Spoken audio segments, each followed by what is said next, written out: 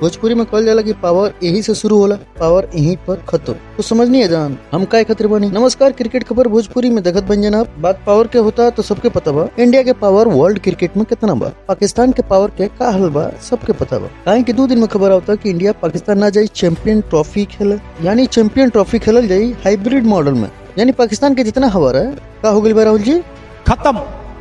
बीच में इहो खबर आई रहे कि पाकिस्तान से पूरा के पूरा चैंपियन ट्रॉफी की मेजबानी छीन लिया जाए, दुबई, श्रीलंका या फिर साउथ अफ्रीका में शिफ्ट कल जा सकत बा। लेकिन पाकिस्तान पर रहम खा के भारत खातिर हाइब्रिड मॉडल में कन्वर्ट कर दिया गई बा। चलिए बताओ जा कि काहे पाकिस्तान के सूझल बा। अभी मजा आएगा ना भिड़ो। काहे कि अंदर के खबर बा भारतीय टीम चैंपियंस ट्रॉफी खातिर पाकिस्तान न जाए, एकर फैसला ले लिया गई बा। टीम इंडिया अपन मुकाबला दुबई में खेली, लेकिन एकर ऑफिशियल अनाउंसमेंट होकल बाकी बा। पर रिपोर्ट के मुताबिक भारतीय क्रिकेट बोर्ड पाकिस्तान न जाइला के पीछे सिक्योरिटी रीजन बतौला बना। सही पकड़े हैं।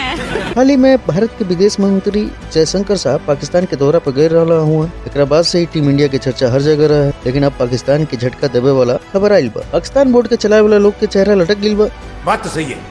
पीसीबी तो इहो कहत रहल से कि भारत अपन मैच खेलला के बाद इंडिया लौट आई, लेकिन बीसीसीआई पाकिस्तान के सारा प्रस्ताव दरकिनार कर दिलस और कहलस कि पाकिस्तान में सुरक्षा व्यवस्था पर इंडिया के भरोसा नहीं। अब चैंपियंस ट्रॉफी खातिर इंडिया पाकिस्तान न जाए, पाकिस्तान के जम के आर्थिक नुकसान उठावे पड़ी, ऊपर से अपना देश के बाहर जाके भारत से मैच खेले पड़ी। ऐसा बेइज्जती के पाकिस्तान के आदत डाल लेवे के चाहिए। आप सबके का लागत बा कमेंट करके बताई।